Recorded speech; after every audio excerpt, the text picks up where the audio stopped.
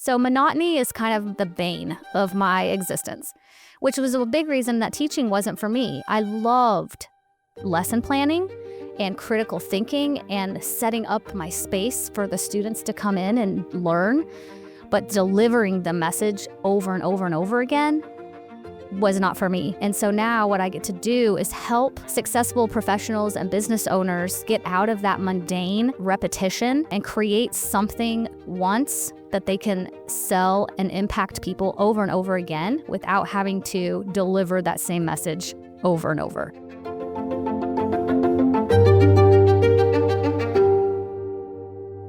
Hello and welcome back to the Oracle on Purpose podcast. I'm your host, Leah Dunlap, and today I'm here with Amanda Dake, who is an elite business consultant. We are speaking to women founders and entrepreneurs about their journeys, and I know that a lot of us have, transitionary journeys. We have things we've gone through to build our businesses, and of course, I know that you were off-site telling me a little bit about your journey recently and some big changes, and I think it's really important to have that conversation. Because not only as women, but as women founders and entrepreneurs, things happen and we have to adjust to those. But it is about how we move forward. And I think people will find that inspiring, what you made, your transition from where you started to where you are today. So why don't you tell us a little bit about your story? Hey, thanks for having me I'm today. so glad to have you. I have probably a very common story. As I talk to more and more people, they're like, oh my gosh, I can relate to this so much. When we start out as young people, we go on a path, right? And we think that is going to be our end all be all, right? We start out and we go to college for something and we're thinking, okay, I got the career and this is it till I retire. And that's not really how it goes anymore, right? So, I like to call what I've gone through, I've just had all these little professional pivots throughout time. And kind of think about Ross on Friends when he's moving the couch, right? So I can't. Amanda, we have to be serious here. We do? That will not help me be serious at all. But he's like, pivot. That's happening every And I'm sorry, if you years. haven't seen that, go look up Ross Pivot. You'll find it. It's hysterical. So it's not completely changing course. So if you look up pivot in the dictionary or online, it'll say complete change. But I see pivot as Ross on the stairs. You're just making little adjustments and finding your spot. So I was a teacher for 12 years. I taught high school science and coached tennis. Yes. And, I thought I was going to be doing that forever because that's, you start out that way and maybe become an administrator or something, but you're in it. So 12 years into it, I found myself crying at my desk every morning after I dropped my little boys off at school, I was so fortunate because they were right down the sidewalk from me because I taught at a really beautiful private school. But something just wasn't clicking anymore. And so one day in February of 2011, I went into my administrator's office. I had zero plan. I had no idea I was going to do this. Something happened. It overcame me. And I went in and I said, I'm not going to come back next year. So I finished out that school year and didn't know what I was going to do. But the minute I declared, this is not what I'm going to do, doors started to open. Right. And I had a few little safety net positions come in, which was amazing. And then it gave me the freedom to start creating something that I really wanted. And so I just jumped into kind of the new internet marketing scene at that time. Because think about 2011, 2012, it was not what it is today. Just burgeoning. Yes. At that point, yes. So I started to get a few clients here and there. I was really just doing social media for them, which I was just self-taught. I mean, being a teacher, we didn't use much of this stuff anyway, but I'm a lifelong learner, and so I'm always studying and seeing what other people are doing and learning. So I took over some social media for some local businesses, which led to me learning how to do lead generation with funnels, which led me to meet Russell Brunson and become one of his certified partners and one of his speakers on his speaking team. And everything just kind of went. I don't know. It's so crazy, but is it crazy? Well, is it? I mean, I think let's talk about it, because I think you said something very important, which is at the moment of decision, right? At the moment of decision, that's when things go to work. Yeah. And we don't always see it, right? And so until we're looking backwards like we are now, where you're suddenly like, of course, Yeah. all that started to happen. Yeah, I love that. Well, and sometimes I think, and maybe you can relate to this, is like, gosh, where did that bravery go? Where did that, there was a movie line or something, all you need is just a few seconds of insane courage. And I had it for somehow it just like came out of me. And then there's been other challenges along the way. This has not been just all like walk in the park. And it's been like, gosh, where is that super brave, person that walked into that office that day without warning and just said she's not coming back? And sometimes I really feel like I can't pull her back in, but then she does show back up. What if you could tap into the law of attraction with precision and power on your terms? I'm Leah Dunlap, and in my audiobook, Power Up the Law of Attraction, I give you the no-fluff blueprint to create a life of purpose, prosperity, and peace. Ready to stop manifesting by accident and start creating with intention? Download Power Up the Law of Attraction now on Audible. Now, back to the show. For me, when I look at my clients, when they come to me at that state, it's because they've become comfortable again with this new level, right? And it's like, to me, it comes back to like, are you coming back authentically every day, regardless of whether you're doing it at work or life, present? In our circle, we always say like, are you being here now? Like now in this moment. Yeah. And when you tap into that, then I think a part of what you said too was the courage comes when we call it. Yeah. Right? When we've pushed ourselves to a place where perhaps we're so uncomfortable, the only thing left to do is move. Right. And even if we don't know where we're moving to, it's like, we've got to do it. Do something. Just something. Yeah. Right? The leap has to be taken. And I also like to say it's important then too to realize like we can make ourselves take these leaps without that dangerous place either. And I think that's a really big thing to pay attention to. Like you said, is like noticing that you feel like, oh, like even the calling in your own mind, like you said, of like, where is that? She's there. She's still there, right? Yeah, because she's the one knocking on the door saying, hey, let's do something. Yeah, we haven't done anything lately. Yeah. We haven't made that expression happen yet. Yeah, which is so fun. And that's what causes these little pivots. It's like, so monotony is kind of the bane of my existence, which was a big reason that teaching wasn't for me. I loved lesson planning and critical thinking and setting up my space for the students to come in and learn. But delivering the message over and over and over again was not for me. And now I love the fact, and I honestly just realized this the other day. I was just kind of just thinking, like, am I really doing what I should be doing? Like, what got me all the way here, kind of full circle from where I started in the classroom? And that's when I realized, gosh, yes, I am, because I'm doing the best parts of the thing that I walked away from, but now I'm doing it for others. And so now what I get to do is help successful professionals and business owners get out of that mundane repetition and create something once that they can sell and impact people over and over again without having to deliver that same message over and over. Yeah. So nothing's lost, right? Nothing's Even lost. Your own lesson in like, oh, this mundane, you're like, oh, it's not only the challenge, but it's also the solution. Yes, right? Absolutely. Yeah, I love that. And I get to as an entrepreneur, I guess, people get really excited about the creative part and the start. And then they fall off when it becomes the boring part of like the doing and the just mundane running of the business. So, and I know that I would be that way too, but what I get to do, because I get to work with so many different people, I get to be in the creative fun part all the time. And so you're like, I found my slice. It's right here, not there, not here. Just I don't have to change what I'm doing to get that fix, I guess, of creating something or helping people create something or bring their vision to life. It fills me up, but it also serves them as well. I think that's amazing. I think that too, like you just said, it's kind of like when people talk about niching and things like that, for me, I take it a little differently as an intuitive. I'm always like, there's like this secret part of you that knows. I call it your unique life purpose. And it's that really true, tiny little slice that is absolutely yours. And as long as you bring that into what you're doing, then you can have this experience, right? You have to make sure that it's present, though, in what you're doing. So it sounds like for you, what you found was like all these pieces and put them together as something so unique that as you deliver it, you actually are filling yourself up. Absolutely. Right? While helping others, which has always been, the mission. You don't go into teaching without wanting to help other people.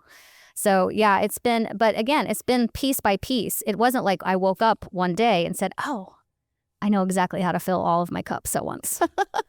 It was just, and I had to learn a lot of skills and a lot of things and meet a lot of people and take a lot of classes and travel a lot of places to get to the point of where I am now. And I'm not finished. Like, I know there's still growth on the way because there's a lot of, discomfort that shows up, and that's what that means. So yeah, it wasn't immediate, but if you stay the course and even through those uncomfortable times, then the reward on the other side is worth it. What do you think helped you to stay that course? Definitely the people that I have around me. Yeah. Even though my dad still has zero idea what I do. He asked me the other day, he goes, now what do you do? He goes, I just tell people you do PR. I was like, okay, Dad, whatever, it's fine. They're not entrepreneurs. My parents were both teachers, actually. And I have a brother and a sister. They support me regardless. You hear stories about people that have their families, they don't understand what they do and they don't support them in it.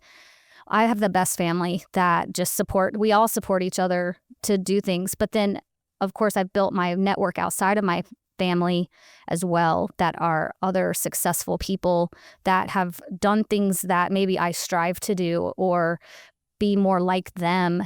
And when you have that really strong network, you can't quit. Like, they won't let you. I think that's important too. Like, I love the idea that you said, like, being very clear that you also need, even if your family supports you and maybe they do or don't understand you. Yeah. There is something different about people that know that, like, what that entrepreneur or even the founder's journey, if you're working in the company, like creating something of that nature. Yeah. To be able to have a group of people around you who can hear and experience and express, and you can be yourself with in that level. Yes. I think it's so valuable. I think that's a really important part for people to hear is we need people that are at a level, and I love that you said, like, some people that are a little higher than us, but also those that are our peers, we can lock arms with, that when we say what we're going through, they get it. Yes. Right. We don't have to explain the frustration, or we don't have to explain the desire to take something to the 10th level. Yeah. Because they're right there with us, supporting us. I think it's so important. Yeah. You can such a valuable tell piece. some people what you're going through. Some of my best friends, they don't still get it, but they're like, why don't you just get a job? Oh, yes. That's a famous one. Right. Right. I don't think any entrepreneur has not heard that question from someone.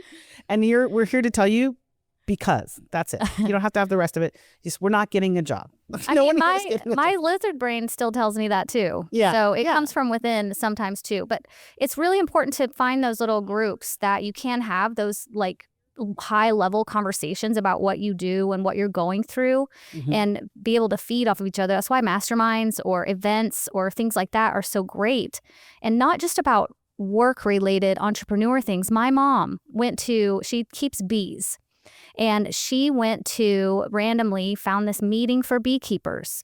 Well, she can talk to me about her bees, but I don't really understand it. And then she went to this meeting though, and she told me on the next day how great it was to just be able to have conversations about her bees with other people that get it and that could give her advice or secrets or support in any way. So it doesn't have to always be about work, or even though I get to do work that I love, so it doesn't feel like work. But even if you have a hobby or something you're interested in, to find that network of people that can really feed that part of your soul. It's super important. What lights you up. Absolutely. Yeah. So speaking of what lights you up, what do you this is the time in the call when we get to have a conversation and say, hey, I'm here to support my guest with my intuitive gift, to give you a chance to lean into what lights you up and to ask any questions that might help support that. Okay, gosh. Well, I have some big goals this year. Oh, yeah. I love big goals. And I work primarily alone, right? I'm a solopreneur with a small support team. So sometimes it's easy to get in my head. So I've set these big goals and I've set some strategies on how to reach them, but I just kind of wonder if I'm on the right track with it, right? I wonder if there's something that I'm missing or something that would be easier because, it's not always easy. Well, it's interesting you mentioned that last piece because the second you said that, she said, why? Why did you set these big goals? It feels like, is there 2 or 3 like big ones that are out there right now for you? I mean, they're all kind of related to the same thing, but of course there's a monetary one with the business. And sometime when I first started this portion of my business, I think I was thinking too small. Mm-hmm. And then I had a light bulb moment of like, oh my gosh, I don't have to do all the things myself. I can bring in more people and help them and then bring in more people to help me help them. Yeah. So that was a big moment for me because I do prefer, I love working by myself with my clients. Yeah. So stepping out of that into this new kind of version of someone that can be supported, I guess you could say. Yeah. Yeah. That was big. But yeah, the monetary side of things, I have a son in college and another son is graduating high school in a couple of weeks. So, that's a big part of it. And is there a number on that monetary scale? Because she's showing me the scale, right? And it's doing this. It's like it's bouncing. So is there a number that you've chosen for this? Maybe it's an annual goal, revenue goal or something. But I'm showing it. I'm showing it doing this lever thing. So I don't know whether you've not decided yet or you haven't really found the sweet spot of what that is. So the signal there is like you need to choose, and I think it's lower than you think, but high. Maybe you set a goal of whatever it is, and you don't have to tell us here, but that the initial goal or the big the stretch goal, it feels like you're gonna be short of that, but you are going to be really higher than you thought you'd be. Okay. So there's don't take that top goal as failure if you get into that mid thing. So you're going to be right there, but you're going to be higher than you thought you were going to be. But there's a part of kind of giving letting yourself off the hook a bit about that. Yeah. That maybe when you made that, you were like, oh yeah, heck yeah. And then maybe there was a doubt, and it's not a doubt that's, and we all have those, right? Oh, there's no way I can do that. Yeah. There's just more of this little equivocation. Mm-hmm. So she's saying it's probably here. So I'm going to use a number that's not true, but this is a number. Let's say that it's $1 million.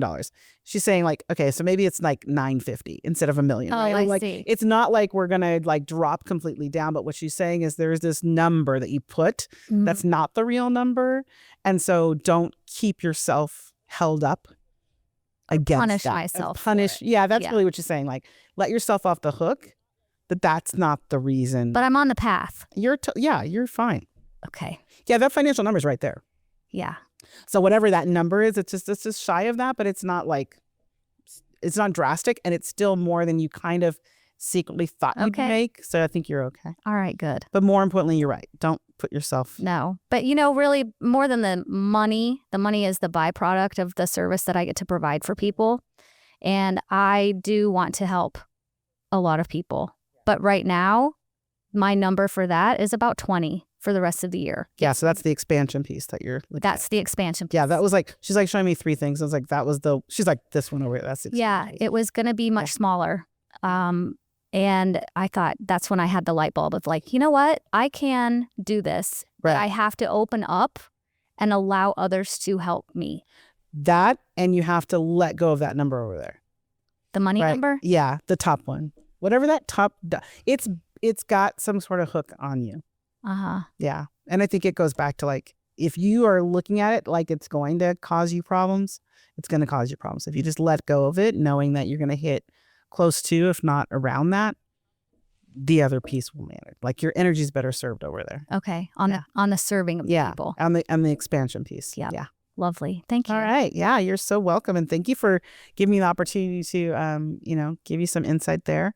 Let everybody know, hello, they want to know more about what you're up to and how to find out about your own expansion, what you're doing next. How can they reach you? I am Amanda Dake everywhere. So it's on Instagram, LinkedIn. I don't do the TikTok. I know. I don't know if I need it or not, but I don't think my people are really there. And I just don't really want to dance on videos. But yeah, I have a podcast, Amanda Dake Show, where I'm more strategic in that it's very tactical. Okay. Yeah, but Amanda Dake on social. Perfect. And, yeah, Well, connect thank with me. you so much for being here. Thanks for Thank being you. a guest. Thanks for playing along and having fun. Thank you all so much for watching us again. We are so glad that you are here, and we want to make sure you come back. So subscribe below, click the bell, ring the button. Let us know how we're doing. If there's some amazing guest you would like to see, let us know. We'll see if we can get them on the show for you and hear more about what their journey was like and what they're up to. I'm Leah Dunlap, and this is Oracle on Purpose Podcast. Thank you so much for watching. We'll see you next time.